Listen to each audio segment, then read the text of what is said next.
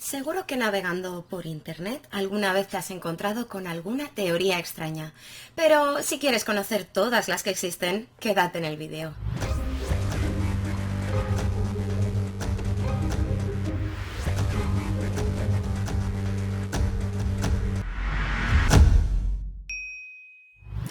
Hola y bienvenidos a Enigma, un canal donde hablamos de cosas muy raras. Y en esta serie estamos viendo todas las cosas que aparecen en esta imagen, que divide los conceptos en 15 niveles, cada uno con entre 40 o 50 ideas. Y a medida que avanzamos, todo va siendo más extraño. En este vídeo vamos a ver las teorías del segundo nivel y por si no lo has visto aún, que sepas que en el canal tienes un vídeo sobre el primer nivel del que dejaré un link en la descripción. Voy a ver las teorías que se proponen a rasgos generales, sin extenderme demasiado y sin argumentar ni a favor ni en contra de las hipótesis, por no hacer un vídeo tan largo, pero si queréis que haga un programa dedicado a algo en detalle, me lo podéis dejar en los comentarios. Recordaros también que hay cosas que no puedo decir aquí, por lo que veréis que cambio algunas palabras, y el mismo disclaimer que hice en el vídeo anterior. Porque hable de todas estas cosas no significa que crea en absolutamente todo, y si alguien cree en algo de lo que vamos a ver, es libre de hacerlo. Ale, vamos a empezar. Pues como vemos en este segundo nivel nos dicen que es el iceberg escondido. Comenzamos a sumergirnos en las profundidades. Este es un plan desarrollado por el Departamento de Defensa de los Estados Unidos en 1962, con el objeto de poder justificar una guerra contra Cuba. Lo que se proponía era que el propio gobierno lanzara ataques contra objetivos estadounidenses, tanto militares como civiles, para después acusar a Cuba de haberlos cometido. Pero aquí todos somos amigos, chicos. Se proponía que se hicieran cosas muy serias que no voy a detallar aquí, pero buscadlo si os interesa el tema porque es bastante interesante. Finalmente, el plan no se llevó a cabo porque fue rechazado por Kennedy. De hecho, esta información se conoce porque los documentos al respecto se desclasificaron junto a otros 4 millones de archivos como parte de una ley que se promulgó por lo relativo al deceso del presidente. Y los hay que se plantean si esto fuera solo una de las operaciones que se rechazaron, pero si en otros momentos de la historia algunos gobiernos no hubieran hecho o serían capaces de hacer precisamente esto. A grandes rasgos se trata de una práctica característica de la medicina china tradicional, que consiste en insertar pequeñas agujas en unos puntos concretos del cuerpo para aliviar ciertas dolencias. Estos puntos concretos son llamados puntos acupunturales y se sitúan en los meridianos del cuerpo humano. Este es un concepto de la medicina china que básicamente propone que por estos meridianos es por donde pasaría el ki, es decir, la energía vital que viajaría por todo el cuerpo. Y aquí ya rozamos un poco la línea de las creencias espirituales. Hay gente que refiere que esta práctica, así como muchas otras, que por gran parte de la comunidad científica son consideradas como pseudociencias, en realidad sí que funcionarían, pero que precisamente lo que se pretende es que el público piense que no es así, para beneficiar a la gran industria médico-farmacéutica. Este es el título de una película del año 84, de la que también se hizo una serie que se emitió en el 87 y que acabó siendo cancelada por tener muy baja audiencia. El argumento nos sitúa en un futuro distópico de tipo cyberpunk, en el que se ha llegado a una hegemonía de los medios de comunicación masiva, de forma que son las cadenas de televisión las que prácticamente gobiernan, promulgando leyes que impiden que se apague la tele, por ejemplo. Y la tecnología del futuro permite, por ejemplo, que se pueda controlar la mente y el cuerpo de los espectadores a través del aparato. El protagonista de la serie es el encargado de evidenciar todo lo que está sucediendo y para ello interviene o hackea las señales de retransmisión, anunciando a la audiencia sus acusaciones. En la historia, Max Headroom es una reconstrucción digital de este personaje, creada a partir de una copia de su mente. Resulta que en el mismo año 87 se intervinieron las transmisiones de 2 cadenas de televisión de Chicago, apareciendo en pantalla un sujeto con una máscara precisamente de este personaje, diciendo cosas inconexas, eslóganes de anuncios, y también apareció alguien azotando a otra persona en el culo con un matamoscas. Sí, eso. Una de las formas de conseguir establecer el NOM o algo similar que mencioné en el vídeo anterior sería hacerlo a través de la ONU. Y en este punto hay muchísima información porque se habla de diferentes planes con objetivos oscuros. Y se habla, por ejemplo, de que se pretende una despoblación mundial. ¡No os pongáis nerviosas! ¡Vamos a morir! Aquí podrían entrar temas como el de la Agenda 21 o la Agenda 2030. Lo que se propone es precisamente lo que dice esta enunciación y podría referirse a varias teorías al mismo tiempo. Imagino que principalmente tendría que ver con algunas vertientes de la teoría de que vivimos en una simulación, haciendo que lo que vemos en el espacio no fuera real, sino solo simulado, o que incluso se renderizara únicamente si fuéramos a algún punto, como en un videojuego que va cargando el mapa a medida que uno se adentra en él.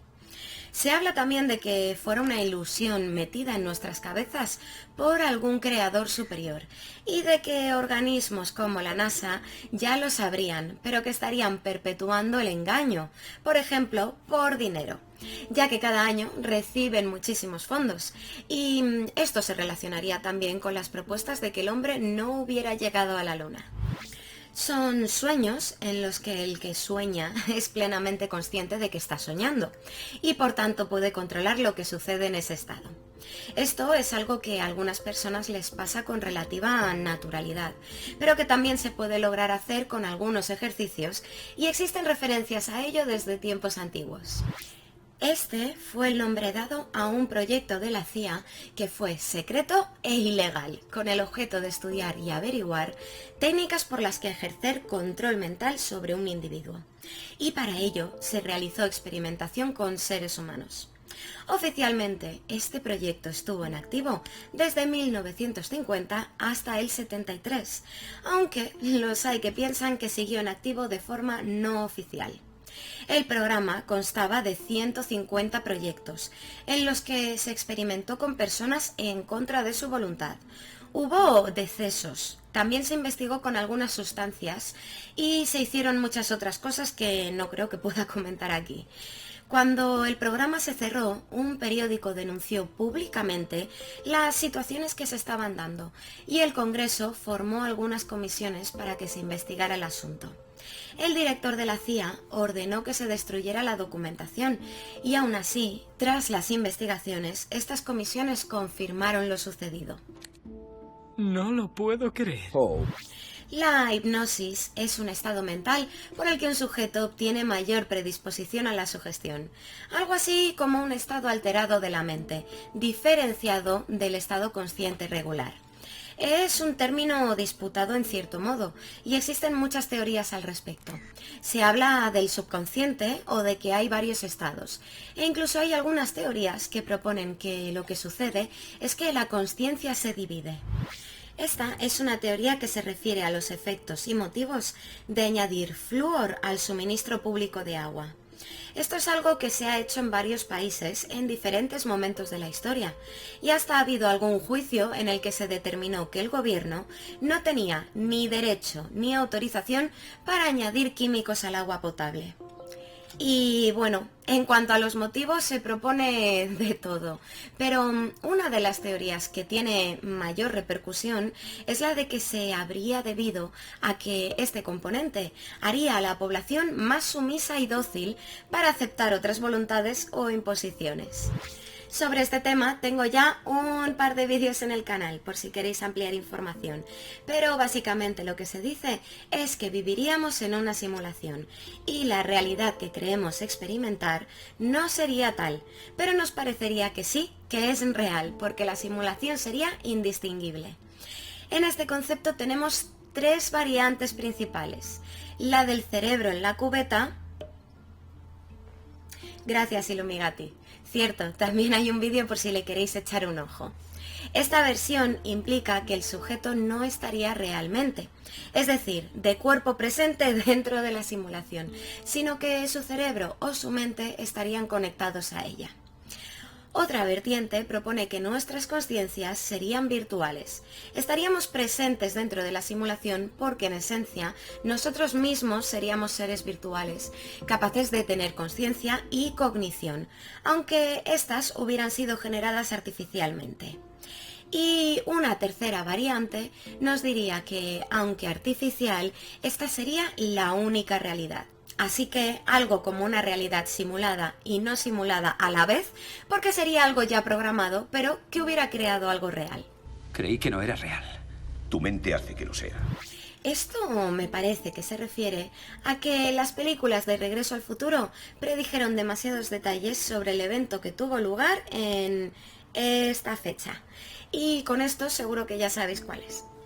Se dice, por ejemplo, que hay una escena en la que se produce un ataque a un centro que se llama Twin Pines. Y aquí la palabra clave es precisamente Twin, en cuyo cartel además aparece la fecha en donde se da la hora. En este mismo cartel cambian cosas también a medida que avanza la película y cosas así. Es un tema interesante si lo queréis buscar. Es la idea de que ciertas energías como el magnetismo o el electromagnetismo pueden ser detectados utilizando objetos como unas varillas o un péndulo, indicando que por este medio podrían detectarse agua subterránea o minerales. Estas prácticas además se relacionan en cierto modo con la adivinación y en el pasado con la brujería. Richard Byrd fue un piloto y oficial condecorado, conocido principalmente por sus exploraciones sobre la Antártida. Se habla de que existirían unos diarios en donde Byrd anotó que mientras volaba en una de sus expediciones sobre el continente helado, al aproximarse al polo, su instrumental dejó de funcionar y de que se encontró con una zona libre de hielo con fauna y vegetación. También se relata que acabó por adentrarse en una oquedad del polo que le llevó hasta un mundo interior habitado por una civilización. Por otro lado, fue el oficial a cargo de la operación High Jump, el programa de desarrollos antárticos de la Marina de los Estados Unidos, que se dio entre el 46 y el 47, enviándose un contingente militar de grandes proporciones, entre 4 y 5.000 hombres, a la Antártida, para lo que oficialmente fue el desarrollo de maniobras militares. Pero algunos se preguntan si en realidad no fuera que los Estados Unidos tuvieran interés en reforzar su poder en este lugar porque se encontrara algo que quisieran controlar. La manipulación del clima es una práctica que viene dándose desde la antigüedad, con la realización de prácticas chamánicas, a veces consideradas de brujería y más adelante mediante tecnología, con fines de prevención de fenómenos naturales destructivos, para favorecer los cultivos o hasta con objetivos militares. Actualmente existen prácticas como la de la siembra de nubes, que consiste en diseminar algunos químicos en el aire para que tengan efecto sobre procesos de condensación. Se han hecho varios proyectos para debilitar huracanes y durante el conflicto de Vietnam, los Estados Unidos implementaron la Operación Popeye, que consistió en prolongar la duración de la temporada de lluvias en aquellas fechas para que sus enemigos acabaran experimentando fallos en la cadena de suministros. El conocimiento por parte del público de esta operación, junto a otros factores, motivó que a finales de los 70 se organizara una convención en la que se prohibía cualquier técnica de modificación medioambiental con fines militares. Y aquí entra también el tema de las teorías de la conspiramiau a este respecto, como el asunto del HAARP, al que se acusa de mandar ciertas ondas a la ionosfera para provocar desastres naturales, como huracanes y terremotos, de forma muy conveniente, pues alguien con esta tecnología podría generar estos eventos sin que se supiera que serían artificiales. También se apunta a los chemtrails en este sentido, siendo que una de las teorías refiere que estarían esparciendo químicos en el aire para estos propósitos. ¿Y qué no se habrá dicho sobre este grupo? Tenemos muchas variantes. que están detrás o por encima de algunos gobiernos, que buscarían implementar el NOM, que profesan creencias oscuras, muchas veces relacionadas con el satanismo, o incluso su propia religión secreta, que están infiltrados en casi todos los organismos importantes de la sociedad y o que estarían conectados con los templarios. Se menciona también que aunque se diga que el grado más alto dentro de esta organización sería el 33, en realidad habría más niveles por encima, que solo quienes hubieran llegado a ascender hasta este nivel conocerían, y que sería a partir de aquí cuando se empezaría a conocer a qué se dedicarían en realidad. Como os digo, hay muchísimas teorías sobre este grupo, pero la mayoría tienen en común el señalar que su objetivo sería el de controlar el mundo y a la sociedad. ¿Ese es el presi de esta logia? Hay logias por todo el mundo y así será hasta el día en que aparezca el elegido. Vale, a ver si ahora vas a contarme tu vida. Vale, este es el nombre de una montaña situada en Sajonia que tiene la cumbre plana. Parece que fue habitada desde la Edad de Bronce y se ha teorizado sobre si se utilizó como lugar de culto. Por otro lado, hay muchas cuevas que han sido utilizadas como escondites durante conflictos bélicos. Y antes se llamaba Jungfraustein, que significa algo así como roca virgen. Un nombre que venía de una leyenda sobre la roca Barbarine, que es esta formación rocosa, de la que se cuenta una leyenda de que una muchacha, en lugar de ir a la iglesia el domingo, se fue a este monte a recoger frutos del bosque, y que cuando su madre la sorprendió, la maldijo, convirtiéndola en esa roca. Atendiendo a esto, no entiendo muy bien por qué razón esto tendría que estar en la lista, y no he encontrado nada sobre una teoría Pfaffenstein. He mirado si hubiera alguna leyenda extraña relacionada con el lugar, pero nada de nada.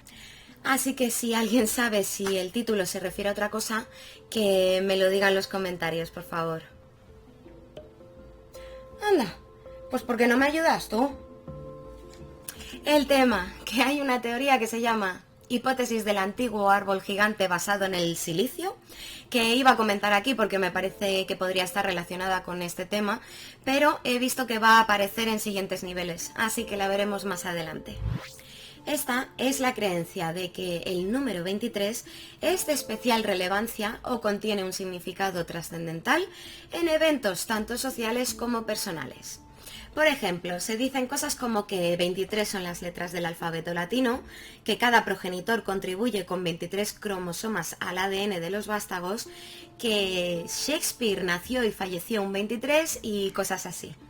Parece que la primera vez que se menciona este enigma es en unas novelas de ciencia ficción llamadas Illuminatus, donde se habla de muchas teorías de la conspiramiau.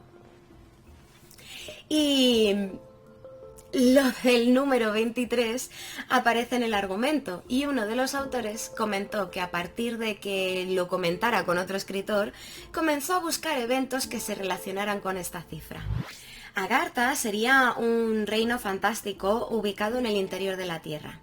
En la mayoría de los casos se apunta que estaría bajo el desierto de Gobi, más concretamente, pero esta idea también se relaciona con la creencia de que existirían civilizaciones subterráneas en el planeta. Y sobre este tema también hay variantes. Por ejemplo, ocultistas como Blavatsky indicaban que no era una única ciudad, sino que hablaba de una red de Agartha, que sería una serie de colonias subterráneas repartidas bajo la corteza de todo el mundo, cuyos habitantes serían especialmente espirituales. Esto ha sido mencionado por otros muchos autores y se relacionaría, por ejemplo, con lo que hemos visto antes del almirante Byrd, con la historia de Olaf Jansen, quien afirmó que estuvo ahí y que se encontró con una sociedad tecnológicamente avanzada que viajaba en platillos volantes, y con los relatos de interés que hubiera tenido este hombre al que todos conocemos en enviar expediciones al Tíbet para encontrar este lugar. Sería una experiencia extracorpórea, normalmente intencional, en la que se proyectaría el cuerpo astral fuera del cuerpo físico. Es un concepto que ya aparecía en el mundo antiguo, siendo que algunos autores expresan que ideas similares pueden encontrarse en el hinduismo, el antiguo Egipto o hasta en los inuit. Y más adelante estaría presente en corrientes como el teosofismo y el rosacrucianismo.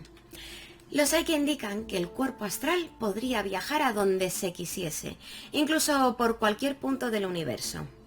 Es un fenómeno que en su variante espontánea, es decir, sin ser intencional, parece que se daría con bastante frecuencia en las experiencias de ECM, cuando, por ejemplo, una persona desde el techo se ve a sí misma tendida sobre la mesa de operaciones. Entidades sobrenaturales, a veces identificadas con demonios de carácter femenino. Su correspondiente masculino serían los íncubos, que seducirían a hombres en sueños, generando como consecuencia debilidad tanto física como mental, como si necesitaran extraer la energía vital del individuo. Aparecen en algunas tradiciones del judaísmo, pero como seres malignos que acechan a las personas en sus sueños, se ha hablado en muchas culturas en la antigüedad. En la Edad Media tuvieron relativa notoriedad y, por ejemplo, se habla de estos seres en el Malleus Maleficarum. Esta teoría propone que, antes de que la Unión Soviética consiguiera llevar al hombre al espacio, se hicieron varios intentos que no salieron bien y, por tanto, no se anunciaron públicamente ni se admitió nada de forma oficial. Los sujetos que hubieran participado en aquellos primeros viajes no habrían conseguido volver a la Tierra, sino que habrían perdido la vida en esos intentos, por lo que se les llama cosmonautas perdidos o cosmonautas fantasma. Se apunta, por ejemplo, a las declaraciones de un oficial checo de alto rango, a un vuelo catastrófico de Vladimir Ilyushin, que tuvo que hacer un aterrizaje de emergencia, dejando al piloto de pruebas tan mal herido que se optó por no publicitar el evento, y a las grabaciones de los hermanos Yudica Cordiglia, quienes afirmaron haber captado comunicaciones de misiones espaciales soviéticas secretas con su equipo de radio. Un evento del que, si bien sucedió en el 59, no se tuvo conocimiento hasta los años 90, ya que parece que la Unión Soviética lo mantuvo en secreto hasta entonces. En los Montes Urales se encontraron los cuerpos de 9 excursionistas experimentados en una escena muy extraña. Las tiendas de campaña habían sido rajadas desde dentro y parecía que los chicos quisieron escapar de algo a toda prisa. De hecho, algunos estaban en ropa interior y otros descalzos. Esto en la montaña, en la nieve, en Rusia, para que os hagáis una idea. Algunos cuerpos presentaban lesiones extrañas y en la ropa de uno de ellos se encontró radioactividad. Se han propuesto muchas explicaciones sobre lo que pudo haber sucedido, pero en los informes sobre la investigación que se llevó a cabo, que fueron publicados, faltaba documentación. Pues esto es muy general. En otros puntos hemos visto algunos documentos desclasificados en concreto, pero aquí no sé si se estarán refiriendo a todo lo que se haya desclasificado. Como solo tenemos los títulos, pues a veces tengo que interpretar. Oh, así que a veces puede ser amable.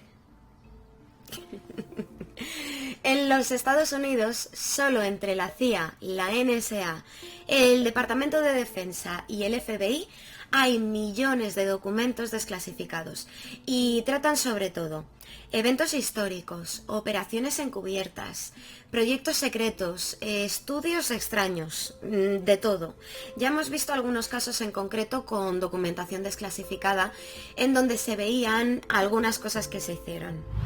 Esta es una enfermedad ocasionada por este parásito intracelular, lo que puede generar infecciones y que parece ser bastante habitual, dándose casos de asintomáticos. El caso es que parece que afectaría de alguna manera al comportamiento del sujeto parasitado, teniendo efectos sobre la personalidad y la psicología, reportándose sospechas de que el individuo se vuelva más agresivo, e incluso algunos autores lo han llegado a relacionar con la esquizofrenia y el trastorno bipolar.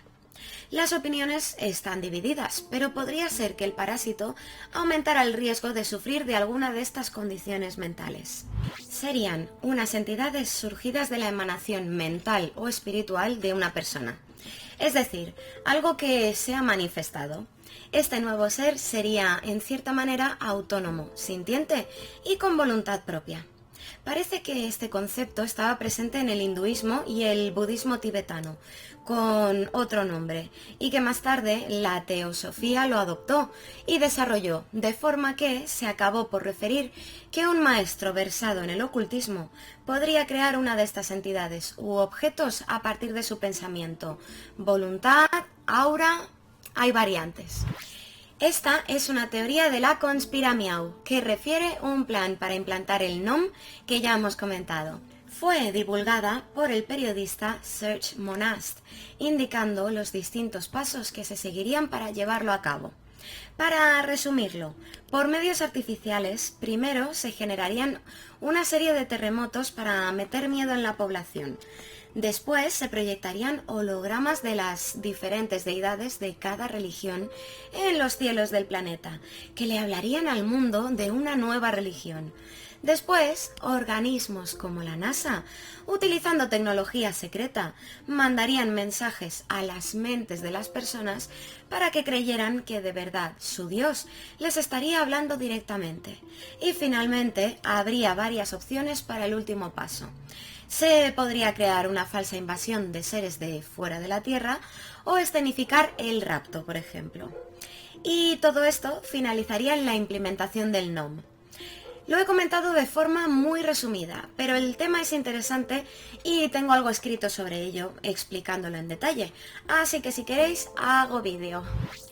Este es otro de estos términos amplios y generales que están apareciendo en los primeros niveles, aunque más adelante iremos viendo cosas más concretas. Bajo el término de ocultismo podríamos situar a ciertas prácticas y creencias como la magia, la alquimia, el esoterismo, el espiritismo y diversas formas de adivinación, entre otros muchos ejemplos. Se trataría también de conocimientos ocultos que no estarían al alcance de todo el mundo, sino que se transmitirían a los iniciados en sus estudios. Este término no estoy muy segura de a qué se refiere. Por lo que he visto, así tal cual, es el nombre de un videojuego, pero quien lo escribió así, con la letra K, fue el ocultista Aleister Crowley, que lo incluyó dentro de su corriente de pensamiento llamada telema. Y también aparecía de esta forma en algunos tratados medievales. Para Crowley, magic era el término que se refería a las prácticas mágicas que él definía como reales, nacidas de la voluntad del individuo, buscando diferenciarlas de la magia de espectáculo, que consistiría en hacer trucos y crear ilusiones. Desarrolló bastante el tema, proponiendo varias técnicas, prácticas y objetos mágicos. Y nada, si alguno encuentra que se refiere a otra cosa, que me lo deje en un comentario.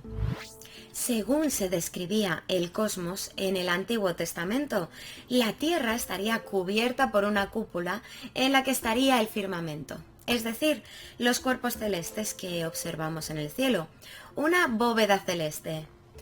Así, antiguamente, algunos autores pensaban efectivamente que las estrellas, por ejemplo, estaban fijadas en esta cúpula. Quienes sigáis el canal ya sabréis de sobra a lo que se refiere este título, y es que es un tema que a mí particularmente me llama mucho la atención. Para quien no lo sepa, brevísimo resumen. Los hombres de negro es un nombre que se da a unas personas que actúan de forma parecida a agentes que acostumbran a presentarse ante investigadores y testigos, sobre todo del fenómeno de los objetos voladores, aunque también se les ha relacionado con otros eventos extraños. Estos hombres aparecerían normalmente vistiendo trajes negros y bajándose de coches del mismo color. Demuestran conocer todo sobre la vida de los testigos y normalmente son algo intimidantes. Les aconsejan que guarden silencio sobre lo que han visto. El tema es bastante más extenso y complicado, porque muchas veces muestran comportamientos muy extraños. Y si queréis saber más, hay varios vídeos sobre ello en el canal. Básicamente, un androide sería algo así como un robot, pero con un aspecto humano realista. Así que en algunos casos podrían llegar a ser indistinguibles si no fueran diseñados con alguna diferencia a propósito para identificarlos. Y bueno, hay teorías indicando que ya habría androides caminando entre nosotros, sin que nos diéramos cuenta, con variantes, sobre todo en cuanto a quiénes los habrían diseñado y por qué. Los gobiernos, seres de otros planetas, serían los hombres de negro, etc.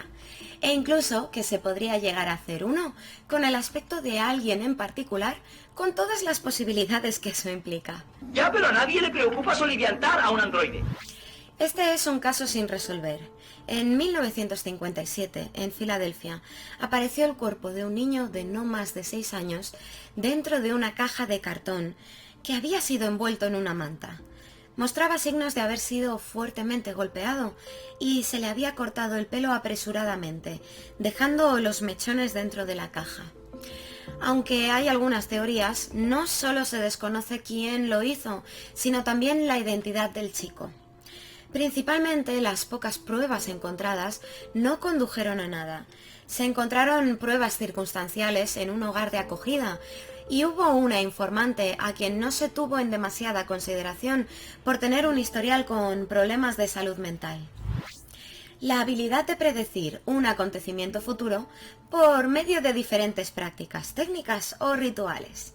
Es decir, que se distingue de lo que se comprendería dentro de la percepción extrasensorial. Esto es algo que viene haciéndose desde la antigüedad y los métodos empleados son muchos y variados. Hipótesis de que existen más universos además del nuestro. Una posibilidad que no solo contempla la ciencia, sino que también consideran campos como la filosofía o la religión, siendo que ya se apuntaban conceptos similares en la antigüedad. Ya como puedan ser estos otros universos, es otro tema sobre el que hay mucha especulación.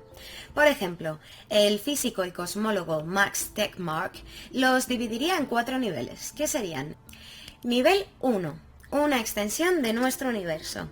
Nivel 2, universos con diferentes constantes físicas. Nivel 3, interpretación de muchos mundos de la mecánica cuántica. Y nivel 4, conjunto definitivo. Y el físico teórico Brian Greene plantea 9 posibles tipos de multiversos: acolchado, inflacionario, de branas, cíclico, paisajístico, cuántico, holográfico, simulado y final. También se especula con que si el número de universos fuera infinito, todas las posibilidades se habrían materializado en uno de ellos. Es la teoría del realismo ficticio, de la que ya hablé en un vídeo del canal, por si queréis ampliar información. Hay una teoría que propone que, si bien los gigantes son unos seres propios de la mitología, realmente existieron en la antigüedad y que esta información se estaría ocultando. Se apunta a los relatos de los nefilim bíblicos, al libro de Enoch, a Goliat, a la leyenda nativoamericana sobre los Sitek y los hallazgos de la cueva Lovelock, y a otros hallazgos arqueológicos. Más adelante, en otros niveles, veremos algunos temas más específicos relacionados con los gigantes. El efecto mariposa es un concepto que se incluye dentro de la teoría del caos, que propone que en sistemas complejos un pequeño cambio puede generar grandes diferencias. El ejemplo más famoso de esto es aquella frase que indica que el aleteo de una mariposa en Hong Kong puede provocar una tormenta en Nueva York.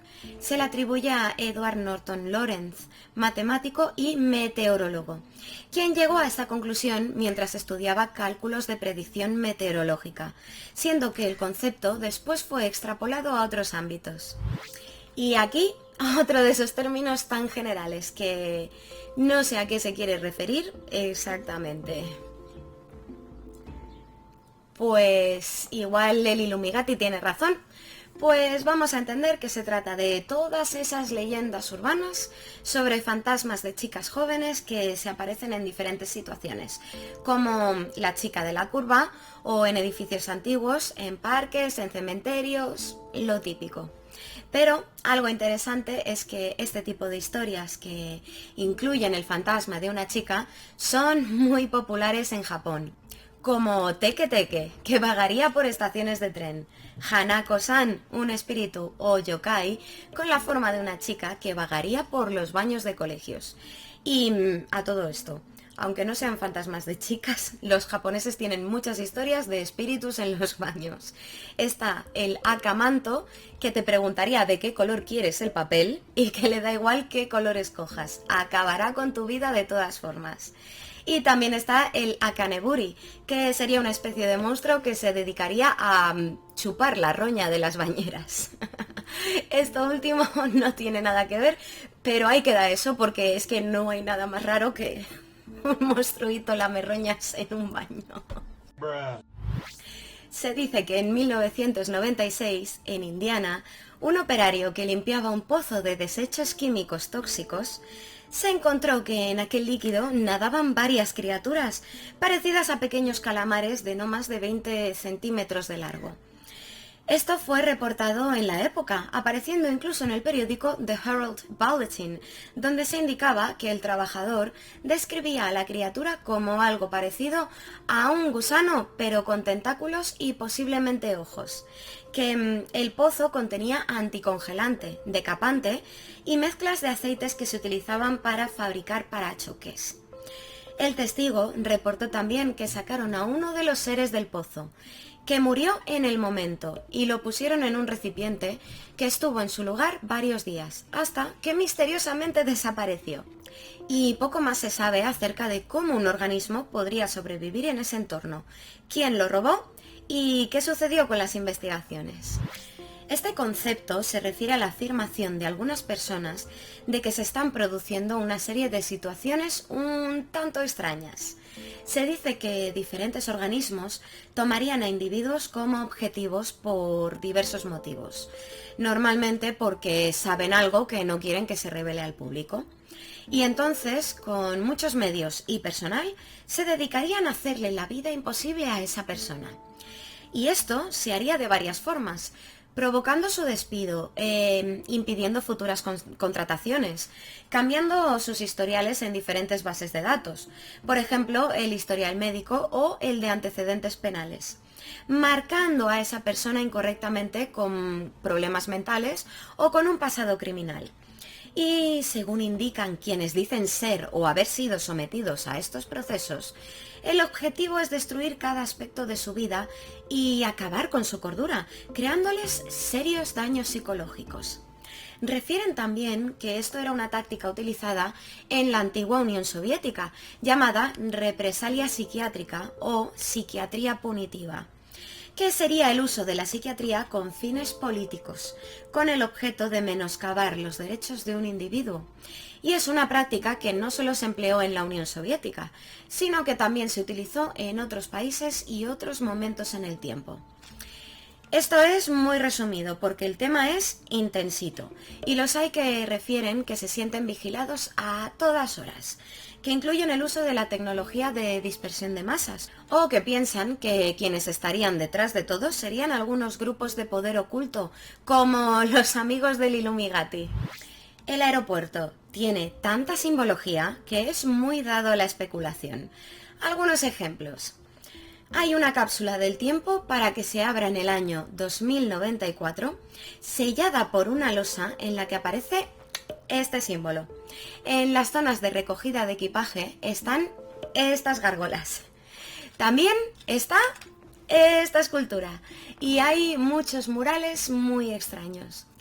Pero es que además muchos se plantean el por qué se decidiría reemplazar al aeropuerto antiguo llamado Stapleton International Airport para crear uno nuevo con menos pistas que el anterior.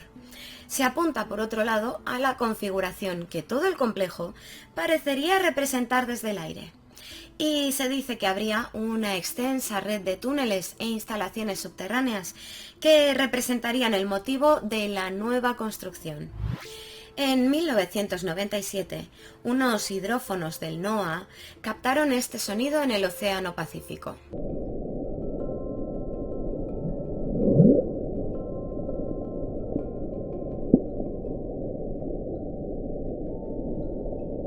Estaban buscando volcanes submarinos, pero 3 sensores diferentes, situados en un recorrido de 5.000 kilómetros, lo captaron.